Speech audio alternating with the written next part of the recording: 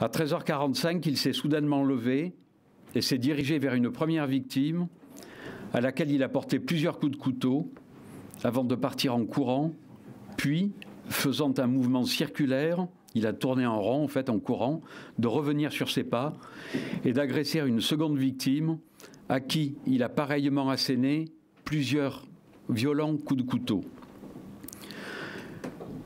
La vidéo montre qu'une passante a courageusement tenté d'intervenir en portant à l'auteur des coups avec un porte-drapeau.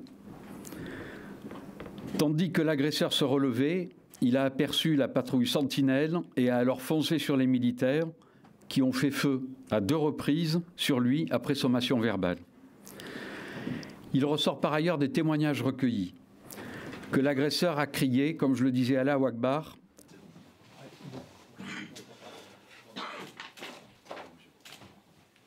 L'agresseur a rapidement été identifié, après relevé de ses empreintes digitales, comme ayant été signalisé à 7 reprises depuis 2005, sous 7 identités différentes. La dernière signalisation, en date du 29 septembre 2017, correspond à une interpellation à Lyon pour des faits de vol à l'étalage, procédure dans le cadre de laquelle il a été placé en garde à vue jusqu'au 30 septembre en milieu d'après-midi. Il a alors présenté aux policiers lyonnais chargés de l'enquête un passeport tunisien délivré le 18 novembre 2014 au nom de Ahmed H, né le 9 novembre 1987 à Bizerte en Tunisie.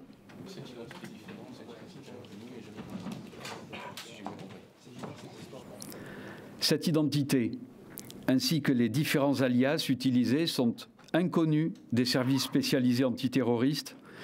De même, aucune condamnation ne figure à ce jour sur son casier judiciaire.